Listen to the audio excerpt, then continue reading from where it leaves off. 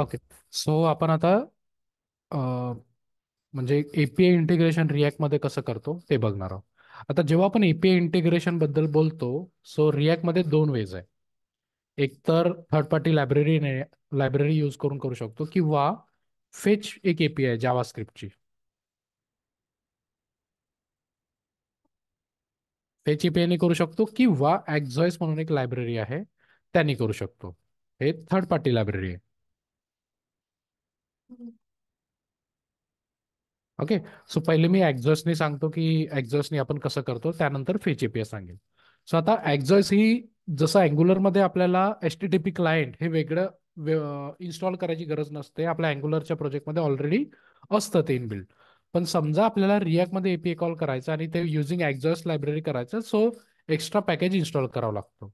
So आता Axios in React JS install कसं करायचं त्याची कमांड घेऊन घेऊया. Particular npm i exos. Okay. So ही माझी कमांड आहे ज्याच्याने मी एक्झॉस्ट लायब्ररी इन्स्टॉल करतो. सो आपला जो रूट फोल्डर असतो त्याच्यावर टर्मिनल ओपन करायचं आणि तिथे ही कमांड फायर करायची. npm i exos. सो जे काही लेटेस्ट व्हर्जन असेल एक्झॉस्ट लायब्ररीचं ते आपल्या प्रोजेक्टमध्ये इन्स्टॉल होईल. जसं आपण npm i exos करतो, पॅकेज डॉट जेसन मध्ये आपली एक एंट्री वाढेल. प्रॉपरली इथे लक्ष देत चला, इथे एक एंट्री वाढून जाईल.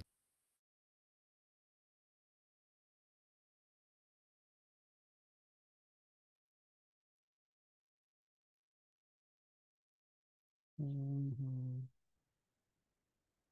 ठीक आहे. सो बघा, एक्झॉयस एक एंट्री ऍड झाली आहे आणि हे इन्स्टॉल झाल्यानंतर आपल्या नोड मॉड्यूलमध्ये एक्झॉयसचं पॅकेज पण इन्स्टॉल होऊन जाईल. आफ्टर दिस, आता लेट्स से मी एक एपीआय कॉलसाठी कंपोनंट क्रिएट करतो. Get API dot JS functional component create करूया. RSC कंपोनंट क्रिएट केलं, त्यानंतर आपल्याला राऊट क्रिएट करावा लागतो. सो जी स्टेप्स आहे त्या स्टेप्स लक्षात ठेवा. म्हणजे राउटिंग आपण रोजच, समजा तुम्ही माझं वे फॉलो करताय तर तेच राउटिंगची किंवा ह्या सगळ्या गोष्टीची वेगळी प्रॅक्टिस करायची गरज नाही पडत. Get API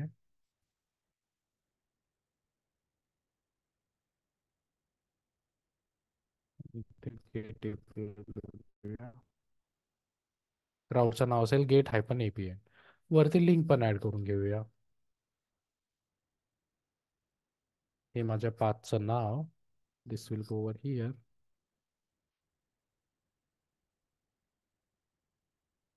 okay. आता या कंपोनंट मध्ये आपल्याला एपीआय इंटिग्रेशन करायचं आहे. सध्या गेट एपीआय बघूया. सो ही जर एपीआय बघितली, ही माझी अशी एपीआय जी आपल्याला प्रॉडक्ट देते. याला जर हिट केलं तर मला रिटर्न मध्ये काय भेटतं, एक ऑब्जेक्ट भेटतं. मेसेज, रिझल्ट आणि डेटा. आणि डेटामध्ये माझ्याकडे ऍक्च्युली ऍक्च्युली अरे आहे. ओके. सो आता ही एपीआय मला माझ्या या पर्टिक्युलर क्रिएट करायची. सो आता इंटिग्रेट करताना मी काय करतो, पहिले इथे एक बटन घेतो. बटन, बटनला क्लास नेम देऊया button BTN primary load products.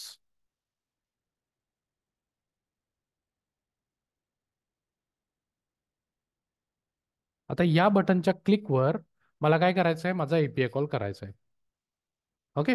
So आता एपीआय कॉल लिहिण्यासाठी मला काय करावं लागतं, पहिले एक फंक्शन बनवावं लागतं. So constant load products is equal to. आता आता एपीआय कॉल ही अशी एक गोष्ट आहे की आपलं जावास्क्रिप्ट कसं काम करतं, असिंक्रोनस काम करतं. राईट. सो त्याला एपीआय कॉल म्हणजे एपीआय कॉलचा रिस्पॉन्स आल्यानंतर आपल्याला काहीतरी कोडिंग करायची असते, म्हणजे तितक्यांदा आपलं एक्झिक्युशन थांबलं पाहिजे.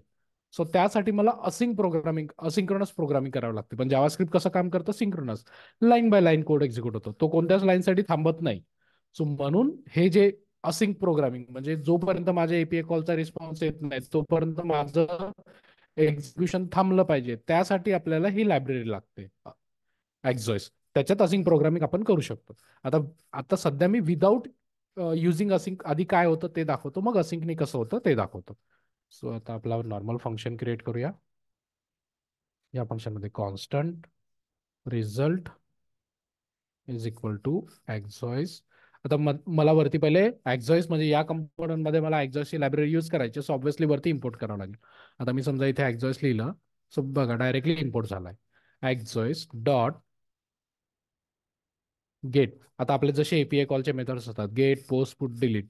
जसं अँग्युलरमध्ये आपण एचटीटीपी क्लायंटचा ऑब्जेक्ट क्रिएट करायचो, धिस डॉट एचटीटीपी नंतर गेट पोस्ट, सेम गोष्टी इकडे आहे. फक्त तिकडे एचटीटीपी क्लायंट करतो, इकडे एक्झॉस्ट नाही करतो. Get URL. गेटला काय हवं असतं? युआरएल. सो बघा इथे दिसतंय आपल्याला, तिकडे पण सेम दिसायचं. इथे युआरएल पास करायची. ओके. आता एक स्टेट बनवूया, जो एपीआय कडनं रिस्पॉन्स येईल तो मला होल्ड पण करायचा आहे. सो मी एक स्टेट बनवतो, constant all products set all products use state आणि अरे इनिशियलाइज करतो मी एमटीने. ठीक आहे. सो मी काय केलं, एक स्टेट क्रिएट केली आणि एक मेथड क्रिएट केली. आता ह्या मेथडमध्ये मी माझा एपीआय कॉल केला. एपीआय कॉलचा रिस्पॉन्स आल्यानंतर मला ह्या स्टेटमध्ये सेट करायचं आहे. सो सेट, त्याच्यानंतर रिझल्ट डॉट डेटामध्ये पूर्ण डेटा येतो, ते दाखवतो मी आता. डेटा असं का बरं लिहिलंय ते पण दाखवतो. ह्या एपीआय कॉलच्या नंतर मी डिबगर लावतो. सध्या डिबगर नाही लावत, आणि होतं काय ते दाखवतो. आणि हा फंक्शन मला या बटनच्या क्लिकवर कॉल करायचं आहे. सो ऑन क्लिक हा फंक्शन कॉल केला मी, आणि ह्या ऑल प्रॉडक्टला या बटनच्या खाली सध्या मी डायरेक्टली प्रिंट प्रिंट करून दाखवतो, जेसॉन डॉट स्ट्रिंगिफाय.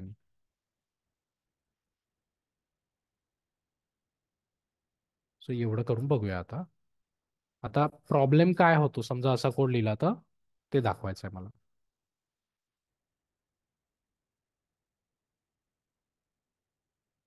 मॅपवर जाऊया. आता जर गेट एपीआय वर गेलो, सो बघा आता समजा मी बटनवर जर क्लिक केलं, आता बघा एपीआय कॉल. अरे यार, कॉल एरर येतोय. जस्ट अ मिनिट, मला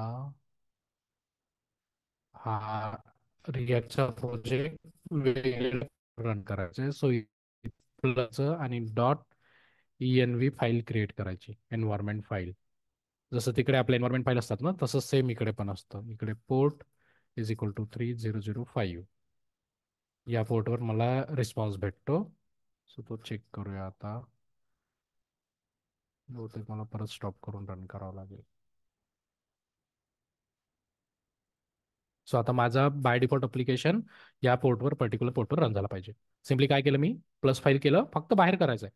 डॉट ENV नावाची फाईल क्रिएट करा आणि त्याच्यात पोर्ट इज इक्वल टू 3005 करा. बघा माझा बाय डिफॉल्ट 3005 वर रन झाला. आता मला कॉर्सचा एरर नाही येणार.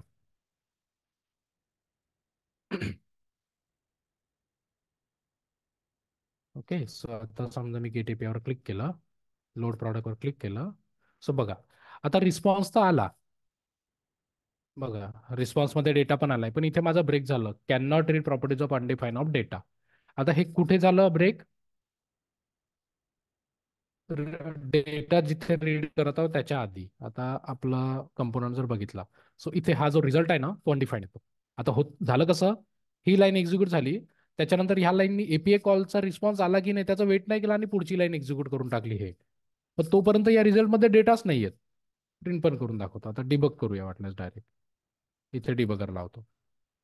म्हणजे मी समजा त्या लाईनवर वेट, माझं एक्झिक्युशन जर थांबवलं नाही तर काय होतं. बघा लोड प्रॉडक्ट केलं, बघा सत काहीच नाही डेटा याच्यात. रिझल्ट डॉट डेटा काहीतरी भेटेल का? अनडिफाईन आहे. अनडिफाईन मधून आपण डेटा पिक करू शकतो का? नाही, म्हणून तो ब्रेक होतो. सो मला काय करायचं आहे, ही लाईन केव्हा एक्झिक्यूट झाली पाहिजे? एपीआय कॉलचा रिस्पॉन्स आल्यानंतरच. सो जोपर्यंत एपीआय कॉलचा रिस्पॉन्स येत नाही तोपर्यंत मला ही पुढची लाईन एक्झिक्यूटच नाही होऊ द्यायची. सो त्यासाठी मला आता इथे असिंक अवेट टाकावं लागतं. सो हा जो आपला नॉर्मल फंक्शन होता ना, या फंक्शनला बनवायचं असिंक फंक्शन. सो राऊंड ब्रॅकेटच्या आधी इथे लिहायचं असिंक, आणि हे एक्झॉइस अवेट दिले, जिथं अवेट टाकायचं आपल्याला, म्हणजे जिथे वेट झाली जे लाईन तिथं अवेट टाकायचं. सो बघा या फंक्शनला आपण काय केलं, असिंक फंक्शन केलं. आणि इथे जे ही लाईन जी होती, या लाईनचा जोपर्यंत तुम्हाला रिटर्न येत नाही, एपीआय कडून डेटा येत नाही, तोपर्यंत मला वेट करायचं होतं, म्हणून मी इथे अवेट टाकला. आता जर तुम्ही बघितलं, ही हा डिबगर तोपर्यंत एक्झिक्यूट नाही होणार जोपर्यंत ही आयपीआय कडून रिस्पॉन्स येत नाही तोपर्यंत. बघा आता लोड प्रॉडक्टवर क्लिक केलं. आता बघा इथे डेटा आलाय. दिसतंय, मगाशी काहीतरी वेगळंच होतं. आता याला वाटल्यास अजून मी स्लो करून दाखवतो नेटवर्कला.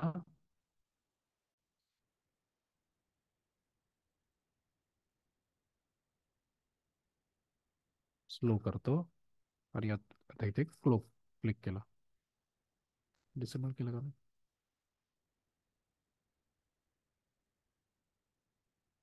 अनेबल करतो डिबगर. पहिले मी इथे पण लावतो लाईन नंबरवर. आता मी माझं नेटवर्क स्लो, फास्ट 3G नाही, स्लो 3G. ठीक आहे, मी माझं नेटवर्कची स्पीड स्लो केली आहे. आता समजा मी क्लिक केलं तर ही 9 नंबरची लाईन एक्झिक्यूट होईल, पण हा डिबगर ऍक्टिव्हेटच नाही होणार त्याच्यानंतर. कंटिन्यू केलं बघा. ठीक आहे. थोड्या वेळानंतर माझा डिबगर हिट झाला. म्हणजे जोपर्यंत ह्या एपीआय कॉलचा रिस्पॉन्स नाही आला ना, तोपर्यंत त्यांनी समोरच नाही दिलं एक्झिक्युशन जाऊ. आता मला डेटा भेटला. सो आता जर तुम्ही रिझल्ट बघितला ना, तर रिझल्टच्या आपल्या एपीआय कॉलचा जो सुद्धा डेटा येतो ना, तो नॉर्मली डेटामध्ये येतो. बघा इथे पूर्ण एपीआय कॉलचा रिस्पॉन्स पूर्ण आला याच्यात. Status code, status, request, header, data, config. So आपला हा जो रिस्पॉन्स असतो ना, तो डेटामध्ये येतो. म्हणून RES डॉट डेटा लिहिलं. आणि डेटामध्ये आपला ऑब्जेक्ट, आपल्या एपीआय कॉलचा रिस्पॉन्स काय होता? ऑब्जेक्ट. मग त्याच्या आतमधलं काय पाहिजे होतं आपल्याला? डेटा. म्हणून response dot data dot data. So हे नेहमी बघायचं की रिस्पॉन्स डॉट डेटामध्ये काय आलं. एपीआय कडून रिस्पॉन्समध्ये काय आलं? हा ऑब्जेक्ट. त्याच्यामधलं माझा अरे कशात आहे? Data properties. म्हणून result dot data dot data. आणि हे मी माझ्या व्हेरिएबलला पुश करायला पाठवलं. सो ऑल प्रॉडक्टला आपण प्रिंट केलं तर बघा इथे डेटा भेटला. हाच आता आपण टेबलमध्ये दाखवून देऊया.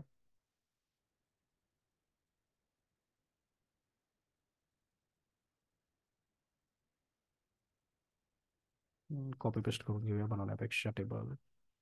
कॉपी.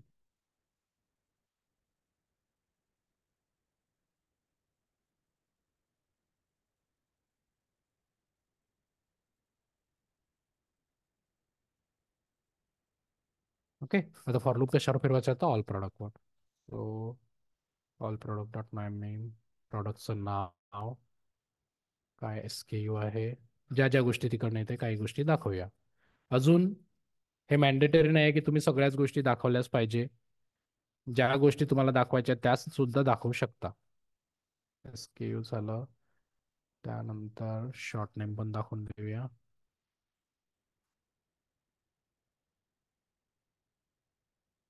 आणि डिलिव्हरी टाइम्स पण दाखवून देऊया.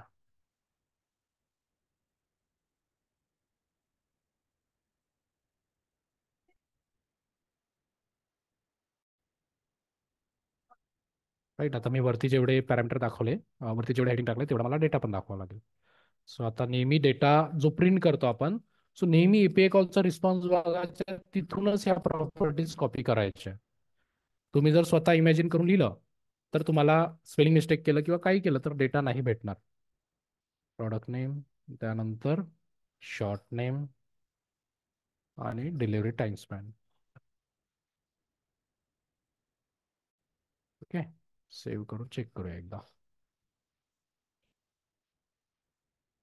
सो आता पेज बघा, बाय डिफॉल्ट पेज लोडवर मी आता परत बघा मॅप कंपोनंटमध्ये जातोय आणि परत गेट एपीआय. बाय डिफॉल्ट माझा पेज एपीआय कॉल नाही झालाय. जेव्हा बटनला क्लिक करतो तेव्हा मी एपीआय कॉल करतो, मग डेटा येतो. तो डेटा मी एपीआय माझ्या व्हेरिएबलमध्ये स्टोअर करतो स्टेटमध्ये. सो लोड प्रॉडक्टवर क्लिक केलं. कंटिन्यू. डेटा आला, तो मी सेट केला. आता माझ्या टेबलमध्ये डेटा दिसला. हे साधं असतं. एपीआय कॉल हा 2 लाईनचा कोड एपीआय कॉलचा कोड आहे. ओके. आता असंच आपण फेच कसं असतं ते बघून घेऊया. फेच हे नथिंग बट फेच जावास्क्रिप्टचं आहे. रिॲक्टचं म्हणजे फेच जे एपीआय आहे ना, ते आपण अँग्युलरमध्ये पण यूज करू शकतो. तर आता मी दुसरं फंक्शन बनवतो, कॉन्स्टंट गेट ऑल प्रॉडक्ट्स.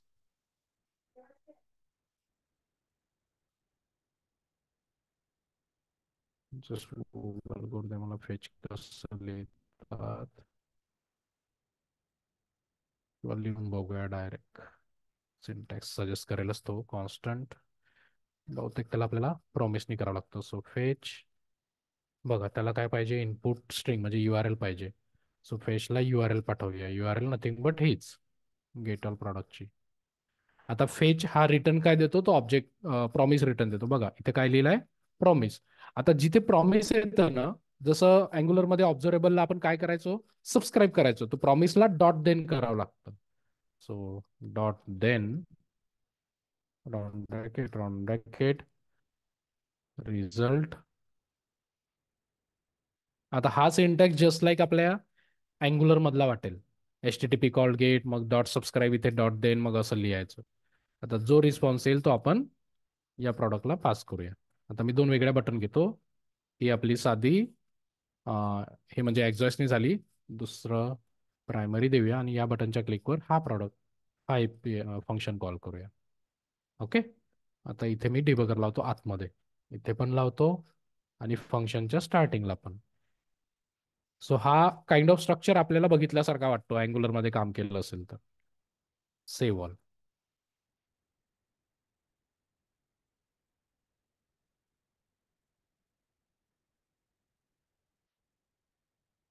दोघांनाही पॅरामीटर्स केलं झालं काय, सक्सेस करूया.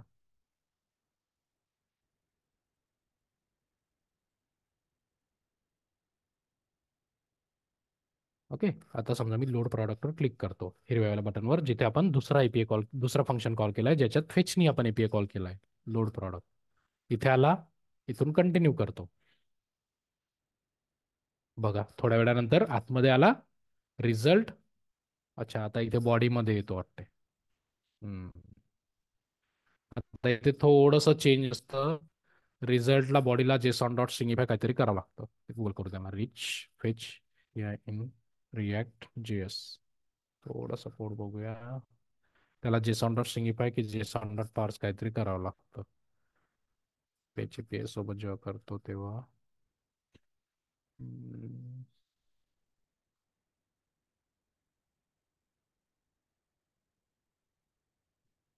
साधा कोड नाही लिहिला कोणीच. हां, डॉट देन नंतर रिझल्टला जेसॉन मध्ये कन्वर्ट करायचं, परत त्याला डॉट देन करायचं. आता हे डबल डॉट देन काय आहे ते पण सांगतो.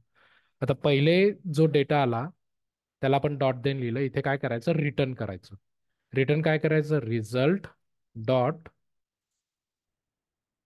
जेसॉन मध्ये कन्वर्ट करायचा जो डेटा आला तो. सॉरी, रिझल्ट डॉट बॉडी करावं लागेल वाटतं बहुतेक. नाही, डायरेक्ट जेसॉन केलाय. ठीक आहे, बघूया. रिझल्ट डॉट जेसन म्हणजे जो पूर्ण ऑब्जेक्ट आला एपीआयचा, त्याला मी काय केलं, जेसॉन मध्ये कन्वर्ट केलं. त्यानंतर याला परत डॉट देन लिहायचं.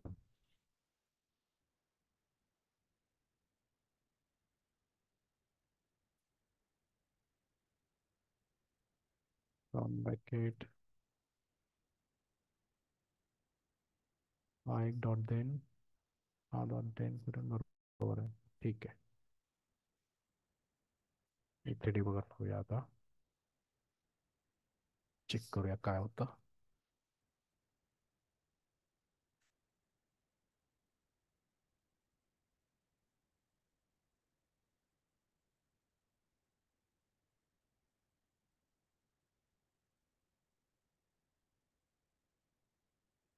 सो आता लोड प्रॉडक्टवर क्लिक केलं, पहिले एपीआय कॉल होणार. मग इथे आलो, जो रिझल्ट आला एपीआय कडून त्याला मी जेसॉन मध्ये कन्वर्ट केलं. कंटिन्यू. आता बघा इथे आला डॉट देन, पहिले हा डॉट देन एक्झिक्यूट होतो. इथे आपण जो रिझल्ट आला त्याला जेसॉन मध्ये कन्वर्ट केलं. आणि बघा इथे समजा दुसरा डॉट देन एक्झिक्यूट झाला आणि इथे माझा ऍक्च्युअली डेटा भेटला जो एपीआय कडून आलाय तो. मग इथे तुम्ही सेट करायला पाठवा. हे जे लाईन इथे लिहिली होती हे इथे पास करूया, रिझल्ट डॉट डेटा डायरेक्टली.